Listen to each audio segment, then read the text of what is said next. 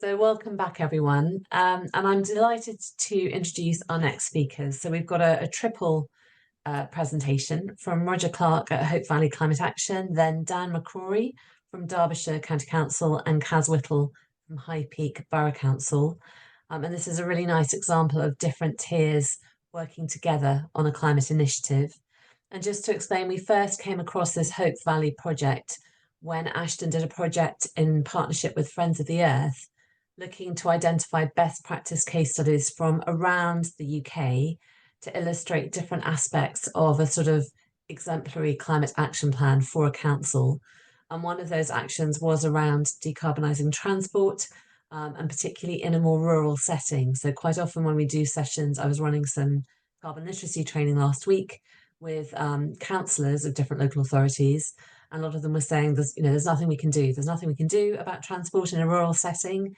And this is a really lovely example of how there absolutely are some things you can do with the right players involved and with the right engagement. So I'm going to hand over first of all to Roger Clark from Hope Valley to take us through the first bit of the presentation. Well, thanks very much, Emma, and great to see everybody.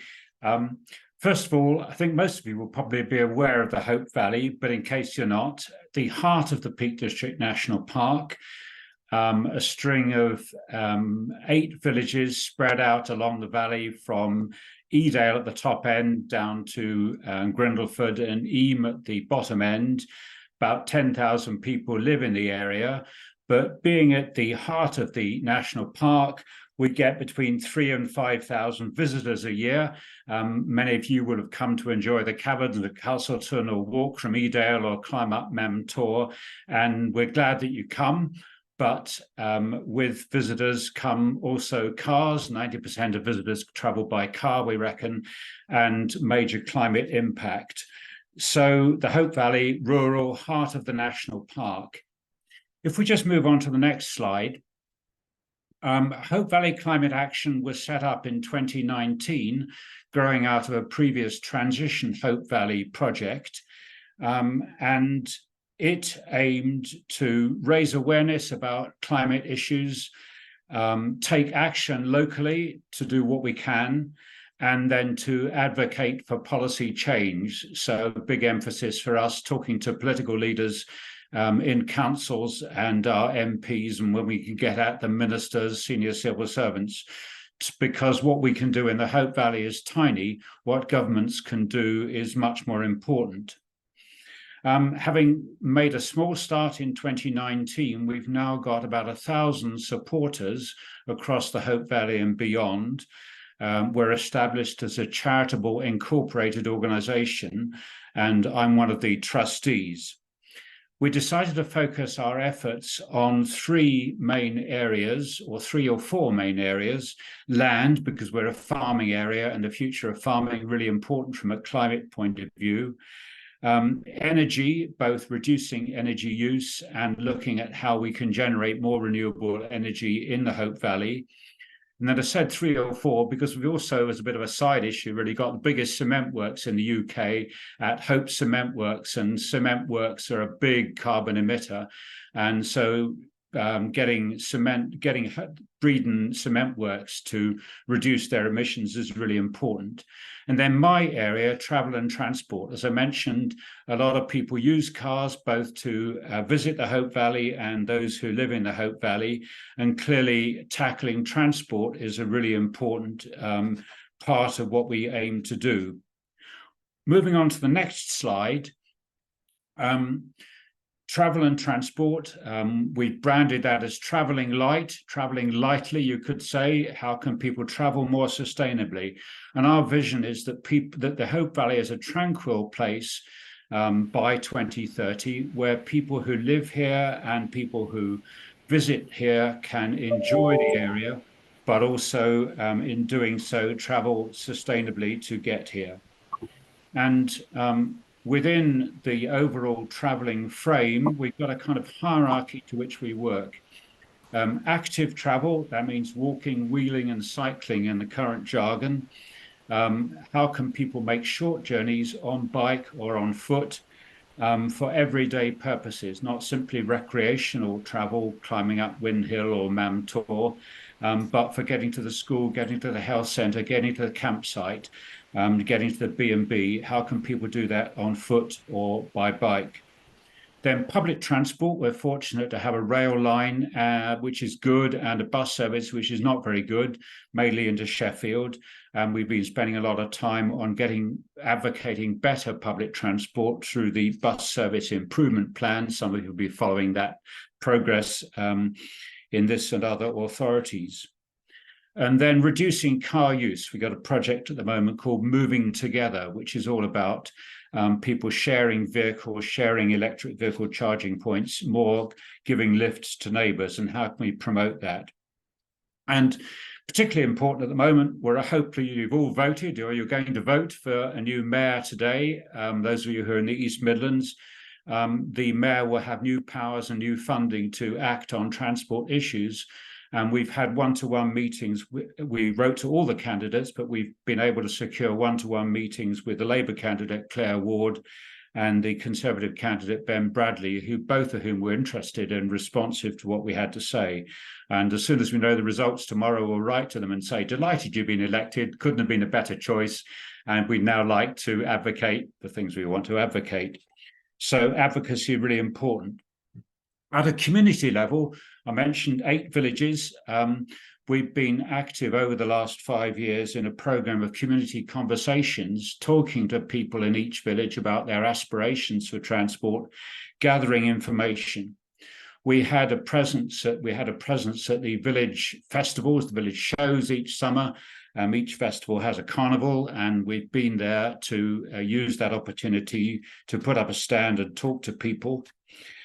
We've organised various public events like try and e-bike events to encourage interest in e-bikes.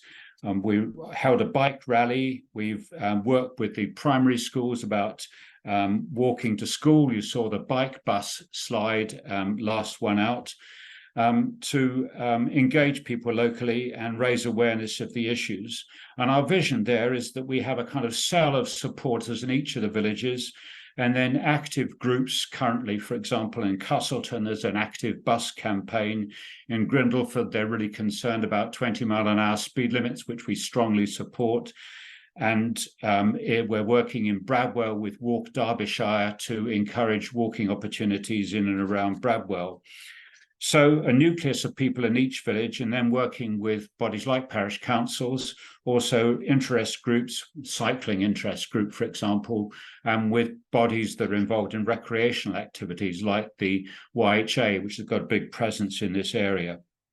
So that's something of the background. We're really pleased that Derbyshire County Council and High Peak Borough Council are working with us on active travel this year. And I'll leave the detail to Dan and Kaz, but just to say we're delighted that following our dialogue with the County Council, the county is preparing an active travel master plan, which will give us an investment framework for the mayor for the Hope Valley, investment in cycling and walking routes. And then with High Peak Borough Council for Move More Hope Valley to get more people active, involved in active travel and engaged in the issues at a community level. So at that point, I should stop and hand over to Dan. Okay, thanks, Roger. So we've been running a active travel master plan programme since May last year. I'm going to take a step backwards and come on to the Hope Valley Master Plan in a second. But so yeah, May last year we received Active Travel England Capability Ambition funding, and we put this forward to developing active travel master plans for 3 of the market towns across Derbyshire. Towns were selected to give a representation of different settlement sizes and makeups and rurality and all of those sorts of things. So we've got Belper, Glossop and Ilkeston were the first round. And the purpose of the master plan was to develop, as we say here, comprehensive strategy to encourage and support active and sustainable modes of travel. And what we wanted to look at, as I'm moving sort of clockwise around the slide, so we wanted to look at the points, the links and the areas, what needed to happen in these towns to facilitate those short local journeys, is it improved crossing? Is it just a simple intervention, additional drop curbs? Or is there more strategic things needed, like longer active travel routes or area-based improvements such as, you know, pedestrianisation and placemaking? Then how we're going to go about that? So I've got a project plan in the left-hand corner there, and the key point to pick out here and of relevance to today's discussion is our engagement approach. So we have two phases. So phase sort of 3, as they read, as they fall sort of from the left. We've got an initial engagement and then a wider engagement. Now, initially, we were going to go out to have 2 phases of open public engagement. Round 1 to ask people where the issues, concerns, and what they wanted to see in their town by way of improvement. And then idea was to go away and develop that master plan. That public engagement activity was due to launch around October, the same time at which Derbyshire announced the financial circumstances. And it was felt that landing a consultation on active travel at the same time that there were drastic cuts to library and children's services and adult social care didn't feel quite right. So 2 options: delay the project or find another alternative to do this first round of engagement. And what we did is we thought, we don't want to delay the project. We've got these active stakeholders that are really interested in this project. We don't want to lose their interest. So let's keep engaging with them. We did that first round with stakeholders that we deemed to have an interest in active travel. And primarily that was to keep the project moving. But what it meant, and if we move on a slide, please, Matt, it meant that we were able to then go away and develop draft master plan proposals to give us something that we're now able to take out that is tangible, that the public can see. So rather than saying to the public, would you cycle from A to B with no infrastructure provision, the answer is probably going to be no or not in favour. We're now able to say, would you cycle from A to B if there was a safe route here? And we think that feedback is going to be more valuable, and you're going to really instill ambition in the local populations rather than just asking questions based on the status quo, where it's too easy for people to say, no, it's too difficult, it's not for me. So from the sort of first round engagement as well, just to sort of finish off this slide, we identified key themes that were coming out across all 3 towns, and then specific themes within the towns. So what this has led to is the 3 master plan proposals have broad themes that are replicatable, we believe, across all towns in Derbyshire, and probably Nottinghamshire, because similar makeup, and areas of similar makeup. So that's the purpose, not to provide a document that is going to provide the investment and business case to develop proposals within a town, but to give you that catalogue of interventions to be able to take out and across and deliver at various different scales as and when sort of funding allows. Now, as the project sort of progressed, we got an uplift of funding from active travel. And if we move on to the next slide, please, Matt, we had 2 decisions to make. It was one, we could either replicate what we had done in 3 towns already in another town of similar size, or we could look at broadening out this proposal, looking at settlements of smaller sizes, potentially collections of settlements, and seeing if we could develop a similar set of principles and that catalogue of interventions as I suggested. Now, as you'll probably recognise, you know, we work very closely with Roger at Travelling Light, and we've got the Moving Together project through Senex and Midlands Connect. There's various other pieces of work that we've worked with over the years. We've put bids in for capital funding from Active Travel England, unfortunately unsuccessfully. But so we know there was an appetite for this joint working, and we thought, well, this really does selling itself. It's an easy sell. Let's see what we can replicate in the Hope Valley. So the purpose, what we're going to try and do, as I've sort of been through, is follow that process that we had with the master plans. You know, feeding into the network of community groups that the Hope Valley has got in abundance, and develop that master plan to create healthier, more livable and active communities by developing that business case for infrastructure investment. Now, the key point being, our focus is on infrastructure investment, and it's extremely timely and unplanned, but great that it's kicking off at the same time as we've got CAS's Move More Hope Valley project, which is essentially going to form the behavioural change strategy that feeds off the master plan. So on that note, will hand over to Kaz. Thanks, Dan. Thank you. Hi, everyone. So I'm Kaz Whittle, and I'm the Partnership Lead for Leisure and Parks at High Peak Borough Council. And part of my role is to support the implementation of the priorities in the Move More High Peak strategy. So what's this all about? Well, in 2022, the Council's previous physical activity strategy was reimagined and rewritten in a more of a co-design way, so with external partner organisations and using a bit of a more holistic approach.